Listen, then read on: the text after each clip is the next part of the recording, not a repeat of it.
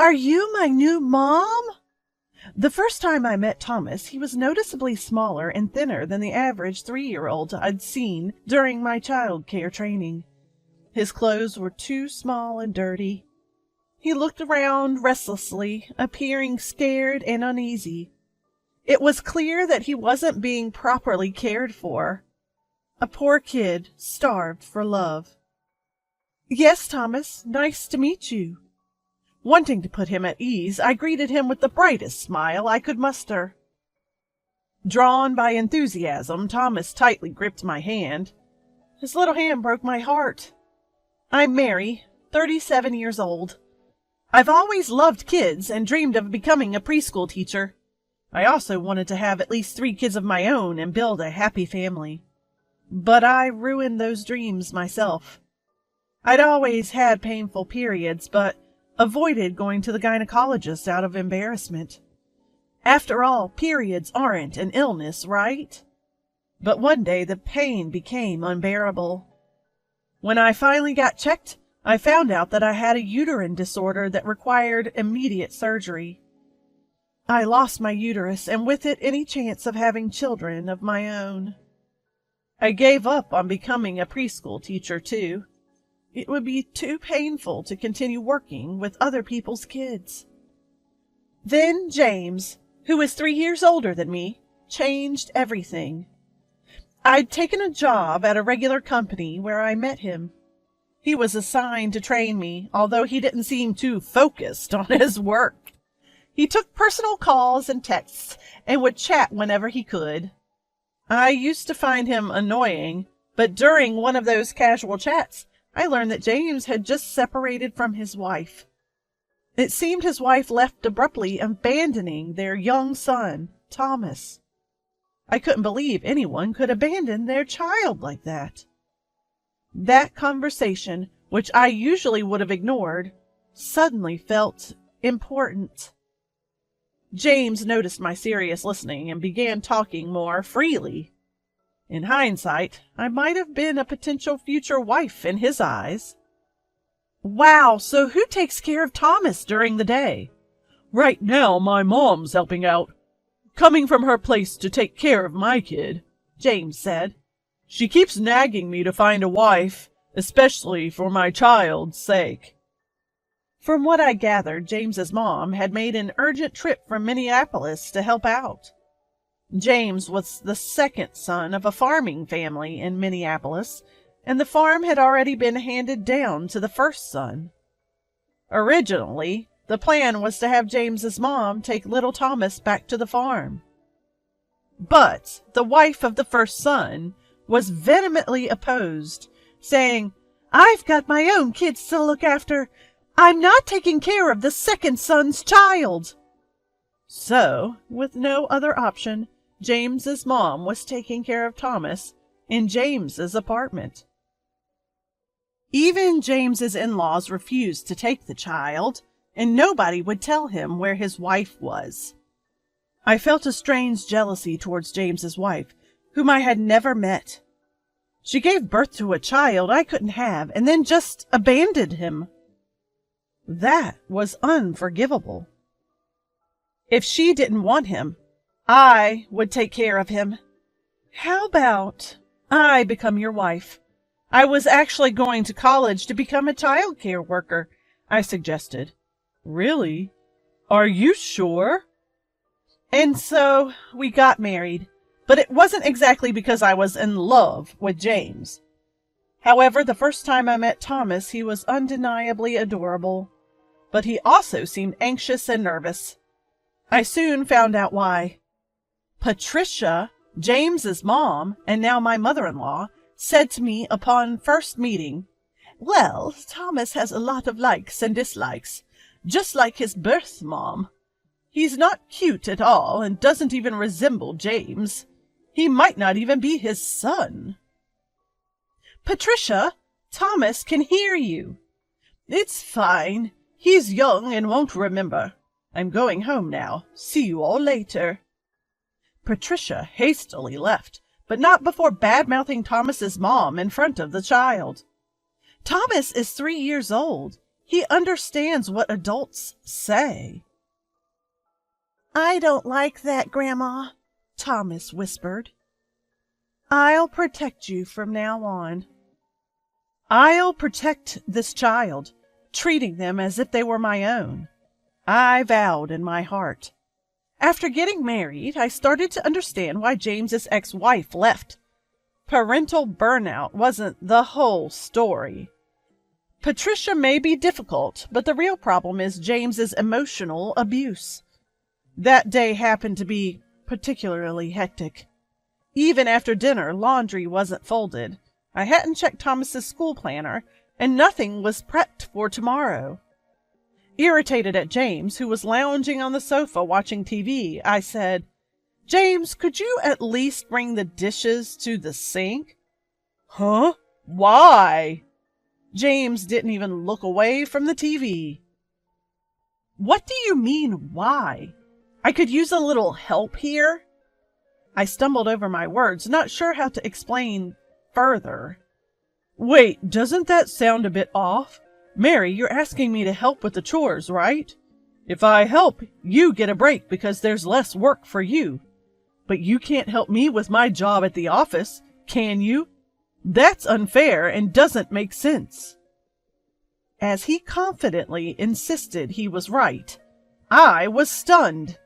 While part of me thought there was some logic to his argument, I also felt that stating it so bluntly was wrong on a human level. Thomas, who had been playing with his toys, silently gathered the dishes for both of us and brought them over to me. "Mom, here you go." "Aw, thank you, Thomas." The dishes were a bit wobbly, but I was happy he wanted to help. But I also felt guilty for making such a small child feel this tension.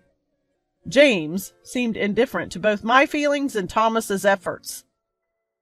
"You handle stuff inside the house. I work outside. You're like a professional housekeeper, so do your job properly." That's all he had to say. James's ex probably couldn't stand his emotional abuse either. James really doesn't care for Thomas at all. Apparently, influenced by Patricia, James doesn't think Thomas is his child. Although Thomas resembles his mother overall, certain features are dead ringers for James. James is indifferent to Thomas, even suggesting, "Maybe I should just put him in a facility.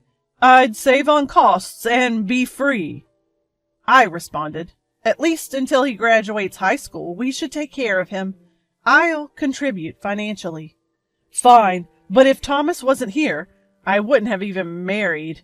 Make sure you handle the housework." James had always said he didn't want any more kids and had no interest in Thomas either. He treated me like excess baggage, only valuing me for housework and childcare. What a terrible man. I couldn't bear the thought of making Thomas any more miserable than he already was. Life is really unfair. I would never give up on my own child. James and I didn't marry for love, and he took advantage of this to cheat on me frequently. He was often out late, claiming it was for work. I had taken a temporary leave from my job to settle Thomas into our new life, but decided to go back. I had made up my mind to do whatever it took to protect poor Thomas. Thomas, who was starved for affection, really took to me and is incredibly adorable. James never attended any of Thomas's school events, not for kindergarten nor elementary school. Thomas had given up on his dad and acted as if he didn't exist. People often mistook us for a single mother and her son. Although James and I were just sharing a life, Thomas and I had become a real family. Fast forward 15 years. Thomas was a high school senior, accepted to his top choice college, and planning to live on his own come spring. On the day of his high school graduation, I couldn't stop tearing up seeing him in his school uniform for the last time. Sadly, parents couldn't attend the ceremony and had to watch online. It was a sign of the times, but it felt lonely.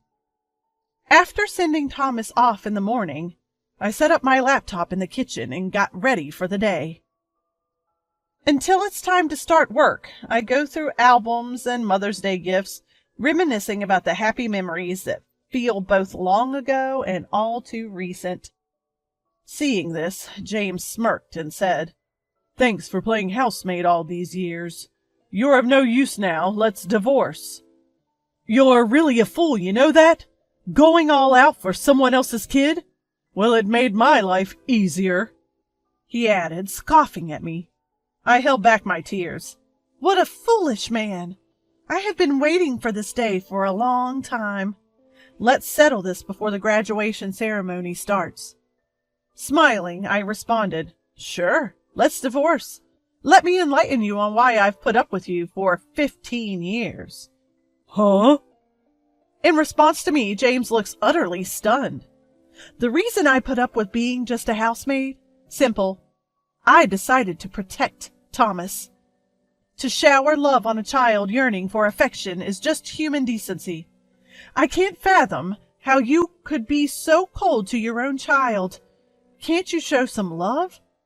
And let's not forget, Thomas isn't a stranger. James seems to forget that Thomas was already legally adopted by me when we got married. Our relationship remains intact after divorce unless that adoption is nullified. Also, make sure to handle the division of assets properly. I've been contributing to living expenses and paying most of Thomas's tuition from my own earnings. I've kept meticulous financial records, so I'd like you to consider that. I hardly have any savings. It will essentially be splitting your money. In truth, I've been using any leftover living expenses James gave me to save for Thomas. I've been giving Thomas little amounts of money here and there.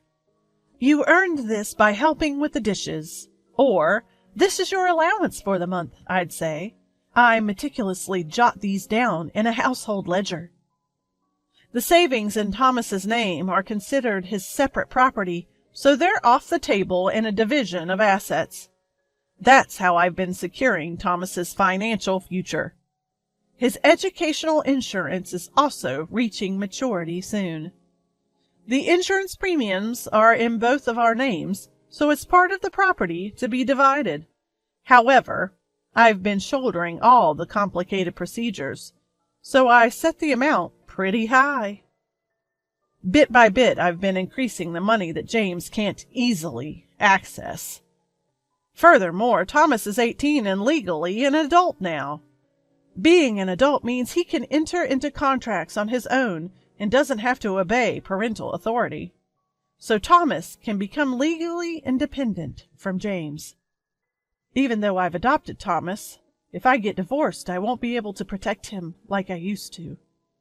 That's why I've been wanting to avoid divorce, at least until Thomas graduates from high school and leaves home.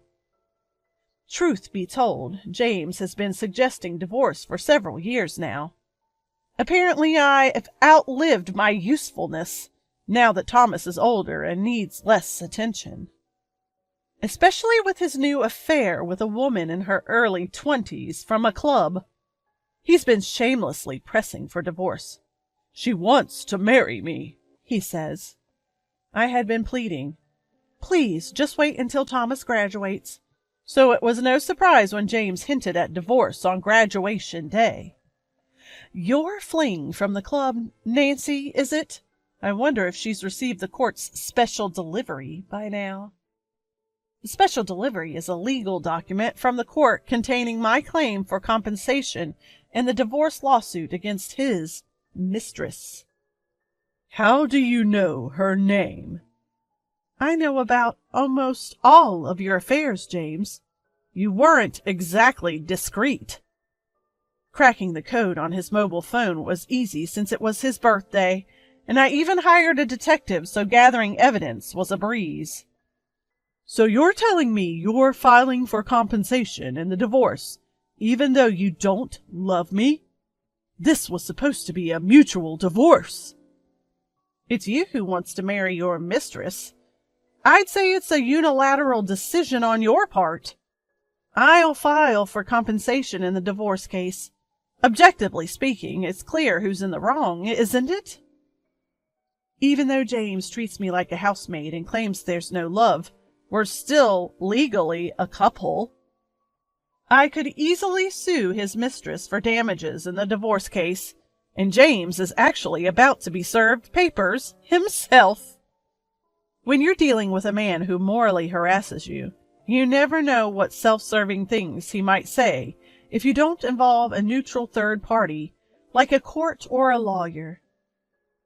You might have expected me to bring up divorce, but I've also been preparing, I say. I'm moving to a new apartment tomorrow. From now on, let's communicate through our lawyers. Oh, and don't forget, the most important thing is that I'm off to see a graduation ceremony, so don't you dare disturb me. James slumps to his knees when I emphasize my point. Did he really think I would leave him without getting anything in return? Just doing as he says? What a fool. He'll regret underestimating me. Later, after the graduation ceremony, Thomas hands me a bouquet of flowers. He had stopped by a florist on the way home. Thanks for everything so far, Mom. I'm looking forward to more good times, Thomas says, offering me his hand with a shy smile. I grasp Thomas's hand, which I hadn't held in a long time. His hand, once so small, was now larger than mine.